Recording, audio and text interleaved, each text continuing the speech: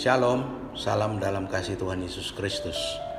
Saudara-saudara, ketika kita berbicara atau mengingat zaman atau era sebelum adanya ponsel, jadi masih memakai telepon yang biasa, ketika dalam suatu rapat atau satu pertemuan, tiba-tiba nama saudara dipanggil atau ada nama seseorang yang dipanggil dalam kelompok tersebut, bahwa panitia itu mengatakan bahwa ada telepon penting dari seseorang yang harus disampaikan secara langsung kepada saudara.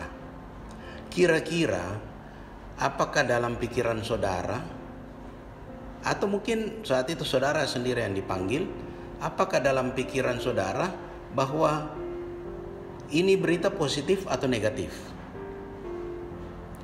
Tentunya kalau positif bagus, tapi kalau negatif kan tidak bagus. Tetapi sering dalam benak kita bahwa berita ini berita buruk, berita yang kurang bagus. Kenapa? Karena umumnya manusia itu diliputi rasa ketakutan. Jadi dalam hati kecil kita ada selalu rasa takut. Atau kalau saudara di era ponsel sekarang, HP yang canggih, tiba-tiba tengah malam bunyi telepon. Bunyi telepon, mungkin saudara kaget. Aduh, berita apa ini? Kita kaget, kita takut ada berita yang kurang bagus. Jadi saudara-saudara, selalu dalam hati manusia itu muncul pikiran yang menakutkan. Kenapa?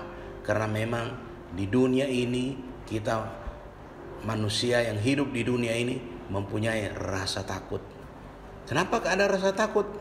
Karena kita tahu bahwa banyak berita-berita yang tidak mengenakan biasa tiba-tiba muncul dan membuat kita menjadi sedih, menjadi takut dan lain sebagainya. Saudara-saudara, renungan pada hari ini berjudul kesesakan.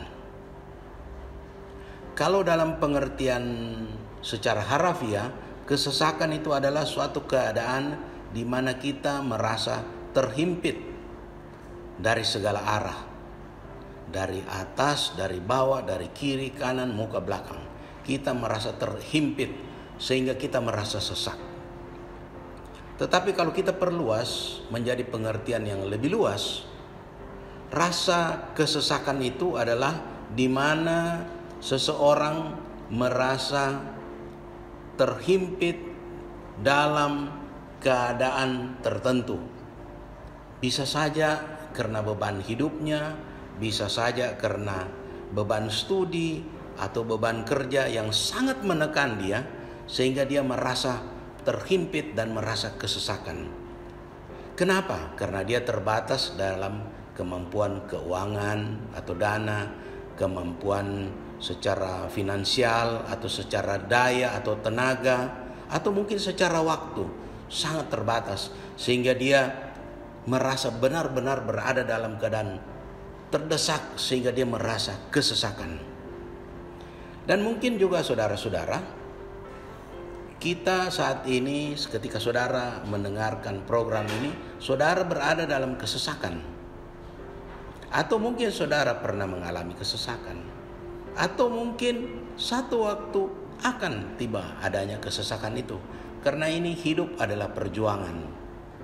Perjuangan yang harus dilakoni dengan benar-benar hati-hati.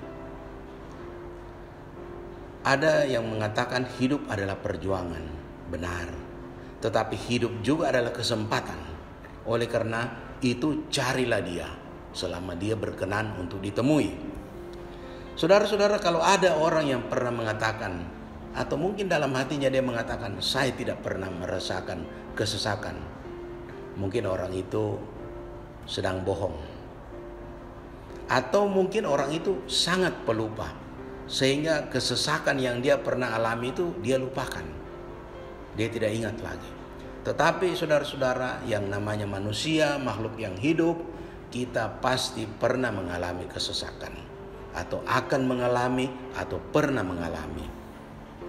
Kesesakan ini saudara-saudara yang membuat kita menjadi takut. Siapa sih orang yang kalau mengalami kesesakan itu tidak merasa takut? Rasa takut itu biasa, manusiawi. Saudara-saudara, di dalam Mazmur 9 ayat yang ke-9, saya bacakan Mazmur 9 ayat yang ke-9. Demikianlah Tuhan adalah tempat perlindungan bagi orang yang terinjak, tempat perlindungan pada waktu kesesakan. Saudara-saudara, manusia mengalami kesesakan itu hal yang wajar. Tetapi ada penghiburan dari firman Tuhan, seperti yang dikatakan dalam Mazmur 9 ayat yang ke-9. Tuhan adalah tempat perlindungan bagi orang yang terinjak, tempat perlindungan pada waktu kesesakan. Kemudian kita bisa lihat saudara-saudara di dalam Mazmur 118 ayat yang kelima. Mazmur 118 ayat yang kelima. Dalam kesesakan aku telah berseru kepada Tuhan. Tuhan telah menjawab aku dengan memberi kelegaan. Saudara-saudara, kalau kita merasa terhimpit, baik secara fisik kita merasa terhimpit, kemudian tiba-tiba ada ruang gerak yang kosong, kita merasa lega. Ketika kita berada dalam keadaan kesesakan, yang saya katakan akibat beban hidup, beban kerja, beban studi dan lain sebagainya, tiba-tiba ada sesuatu yang membuat kita menjadi terhibur,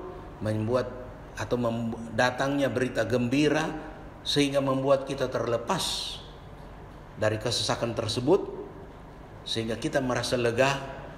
Itulah yang disebut dengan kelegaan. Dalam Mazmur 25 ayat yang ketiga, saya bacakan, ya semua orang yang menantikan engkau takkan mendapat malu. Yang mendapat malu ialah mereka yang berbuat khianat dengan tidak ada alasannya. Jadi saudara-saudara, ketika kesesakan menghimpit kita harus datang kepada Tuhan. Datang kepadanya, nantikanlah Dia. Seperti yang dikatakan oleh firman Tuhan Mazmur 25 ayat yang ketiga, ya semua orang yang menantikan engkau takkan mendapat malu. Jadi kita yang menantikan Tuhan dengan sungguh-sungguh, kita tidak mendapat malu. Karena memang orang yang mengandalkan Tuhan tidak dipermalukan. Orang yang berharap kepada Tuhan tidak dikecewakan. Saudara-saudara, dalam Yeremia 17 ayat yang ke-7, Yeremia 17 ayat yang ke-7 dikatakan, diberkatilah orang yang mengandalkan Tuhan, yang menaruh harapannya pada Tuhan. Jadi saudara-saudara, oleh karena itu andalkanlah Dia, andalkanlah Tuhan. Sebab orang yang mengandalkan Tuhan itu diberkati. Tetapi orang yang mengandalkan diri sendirinya atau mengandalkan orang lain itu dikutuk. Saudara mau yang mana? Tentunya kita mau mengandalkan Tuhan. Saudara-saudara, kenapa ada ayat firman Tuhan yang demikian, mengandalkan Tuhan? Karena Tuhan tahu kalau kita mengandalkan diri kita, kita sombong. Kesombongan itu sangat melekat dalam hidup manusia.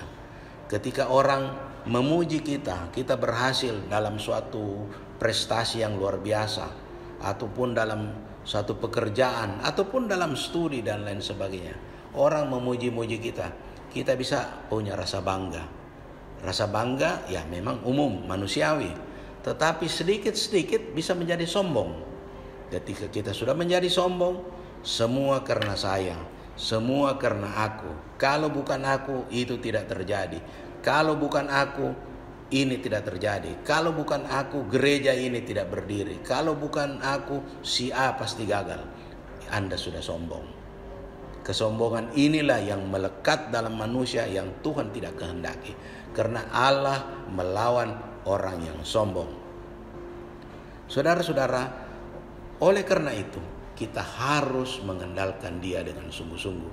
Kesimpulannya, ketika Tuhan diam bukan berarti Tuhan tidak bekerja. tetapi dia sedang bekerja di dalam kesenyapan. Oleh karena itu, nantikanlah dia, andalkanlah dia. Saya ulangi saudara-saudara, ketika Tuhan diam bukan berarti Tuhan tidur, bukan berarti Tuhan tidak bekerja, tetapi dia sedang bekerja dalam kesenyapan. Oleh karena itu, nantikanlah dia, andalkanlah dia. Amin untuk firman Tuhan. Kita berdoa. Bapa di surga, Bapa yang kami sembah dalam nama Tuhan Yesus Kristus, kami bersyukur atas firman-Mu yang mengajarkan kami, yang menuntun kami. Tolong kami Tuhan, agar kami bisa menjadi pelaku-pelaku dari firman-Mu. Kiranya firman-Mu ini bisa menjadi berkat bagi kami semuanya tanpa kecuali. Dalam nama Tuhan Yesus Kristus kami berdoa. Haleluya. Amin.